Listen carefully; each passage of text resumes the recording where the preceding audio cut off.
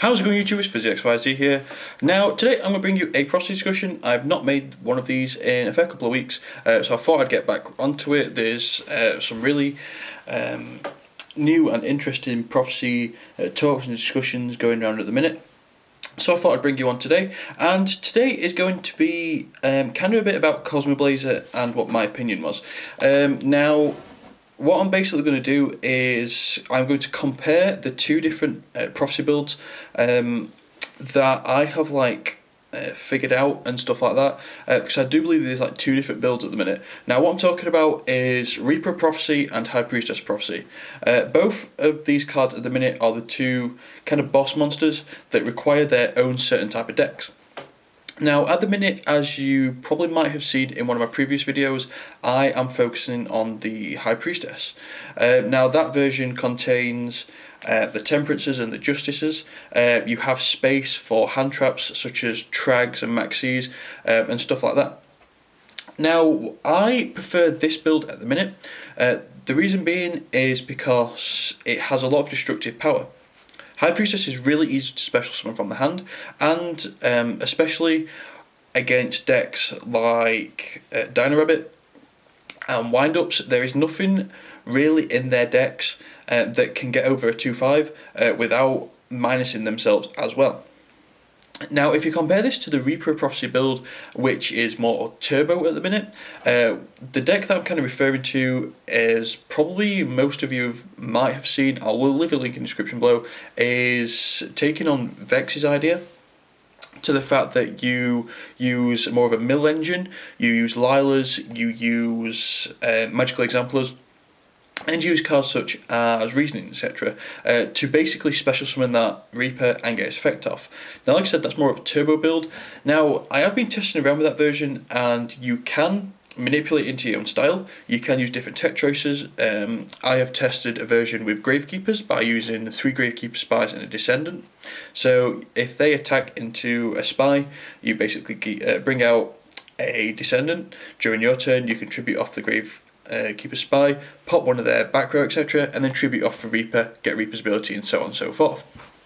Now, even though this is really good, you can more or less have 2 monsters on the field at the time, like with Reaper and Destroyer. You can overlay them, go into cards such as Bouncer, etc. The only thing I don't like about that deck is, due to the mill engine of that deck, that it actually gets hit by Macro Cosmos, which as a whole is really bad. Macro slows down the Reaper version really bad. Same with T-King. Now, the kind of advantage, going back to the High Priestess version, the advantage about this is, even though your spellbooks go to get banished if they have Macro on the field in the Priestess version, at least you can banish a spellbook from your hand to actually pop that Macro and then save yourself the entire game. Because Macro is a really devastating card against Prophecy. It does affect, like I said, the Reaper version a lot more because you have that mill engine. If you can't get your spellbooks engraved, then you cannot get Fool's effect off and you cannot get Reaper's effect off, which is really bad. But like I said, at least in the Priestess version, you can reveal free, special summon it, banish maybe a spellbook that you might not need, maybe a tower or a fate or even something like that, that because you haven't got the spellbooks engraved, it's not really useful at the minute. So at least you can banish that, maybe tower, for example. Banish that, pop the Macro, and then you can go off with your secrets and your masters, etc. Now, like I said, I do prefer the Priestess version due to that kind of destructive power. I will leave a link in the description below to my recent Priestess version, because I'm going to refer to that now. Now, I have tested in Apprentice Missions and Old Vindictives. Now, Old Vindictive is a really good card as well because it can get rid of T-Kings, which is also a problem for Prophecy and Spellbooks as a whole because it does affect your searching. It doesn't affect it as much as people actually expect it to. It only basically hits 2 cards in the deck, which is Secrets and Spellbook Magician, which you can kind of class as your engine in the deck. But it's very easy to get over. You can just normal summon a breaker or something, power over it. You can basically more or less any monster in your deck plus power can get over a T-King. You have Bookamoons, you have Fates, stuff like this. T-King cannot negate the special summon of High Priestess because High Priestess is an ignition effect, so you can just pop it off and then normal summon Magician, etc., and go off from there. So currently at the minute, in this format now, we are near to the end of this format, but in the format now I do prefer the High Priestess version due to the fact that, like I said, it has that pop-in ability. You're not relying on the grave as much as you are in the Reaper version. Now if you kind of take a step into the future, a good 3 months and into the new format, the ban list will really help out Prophecy if it doesn't get hit itself. The reason being is that Rabbit will get hit, possibly, so they might not be able to make Dolker as often. Windups might not be able to OTK as fast, and basically decks like that, it's harder for them to bring out Shockmaster, which can also affect your deck as well. Let's move the camera here. Now, as most of you will probably have noticed with all the videos going around at the minute, Divine Judgment of the Spellbooks comes out in Lord of the Technon Galaxy, which is in May, I do believe. So I do believe that when that card comes out, as Vexy has been testing at the moment, that the Reaper version is a lot more consistent. The reason being is because if you activate 6 spells during that turn, you can get that special summon of Reaper Prophecy from your deck a lot faster, and then you can go into the new card Wheel of Prophecy, which basically puts all your banished spellbooks either into the grave or into the deck. So that is basically a Pot of Avarice.